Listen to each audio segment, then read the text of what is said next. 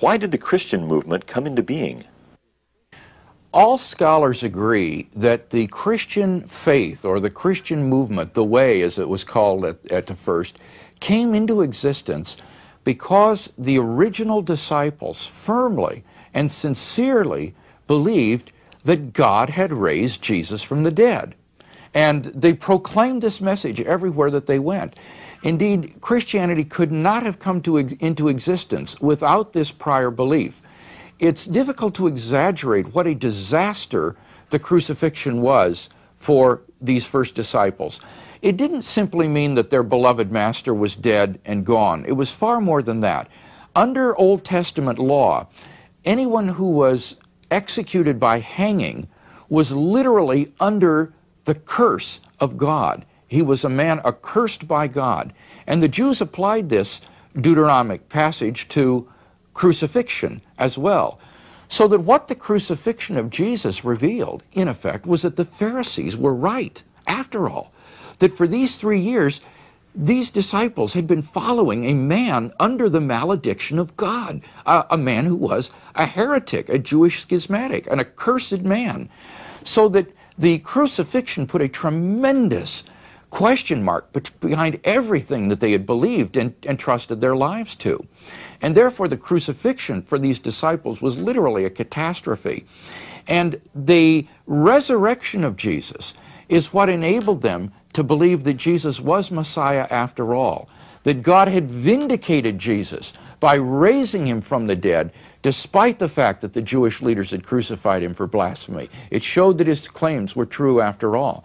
So that without this prior belief in the resurrection of Jesus, the Christian movement could never have sprung into being. It could never have come to exist.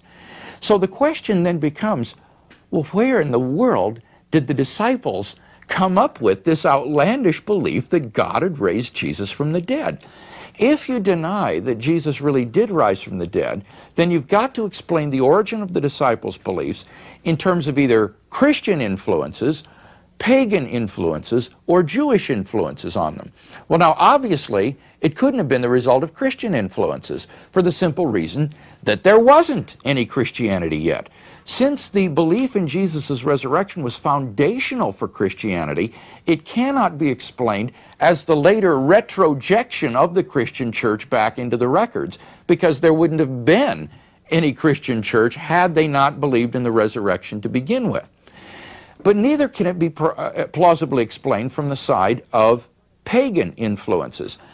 Back around the turn of the century and the heyday of the so-called history of religion schools, many comparative religious scholars ransacked the literature of paganism and comparative religion to try to show parallels to certain Christian beliefs in other world religions, including beliefs like the resurrection. And some thought to explain the origin of the disciples' beliefs as the result of the influence of these pagan beliefs.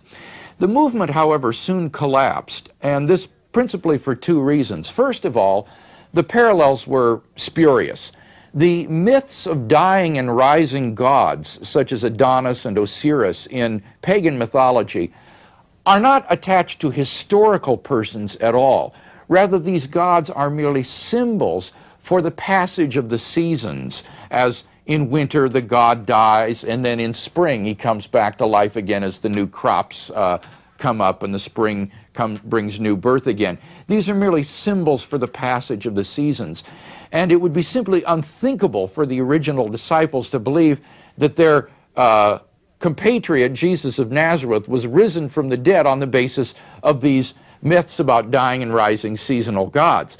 But in any case, secondly, there was simply no causal link between these supposed parallels and the disciples' belief in the resurrection of Jesus. Indeed, there is actually no trace at all, historically, of these myths of dying and rising gods in first century Palestine, so that the disciples simply had no contact with these sorts of things, and therefore the causal link is simply missing.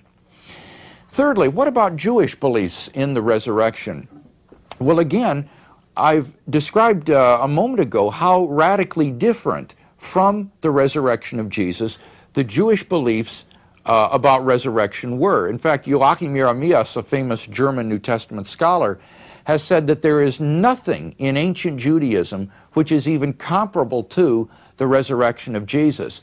Given their Jewish beliefs about life after death and so forth, confronted with the crucifixion of Jesus, at most the disciples could have simply kept their master's tomb as a shrine, preserved his bones until the day of the resurrection at the end of the world, when they would hope to be rejoined with him and all the righteous of Israel in the kingdom of God. But given their Jewish beliefs, they would not have come up with the absurd idea that God had raised him from the dead already. So that none of these factors serve to account for the origin of the disciples' belief that God had raised Jesus from the dead. We have here a belief which nothing in terms of antecedent historical influences can account for. And therefore it seems to me that the best explanation for the origin of this belief and the origin of the Christian movement itself is that the belief was true. Jesus did rise from the dead, and that explains the origin of the Christian faith.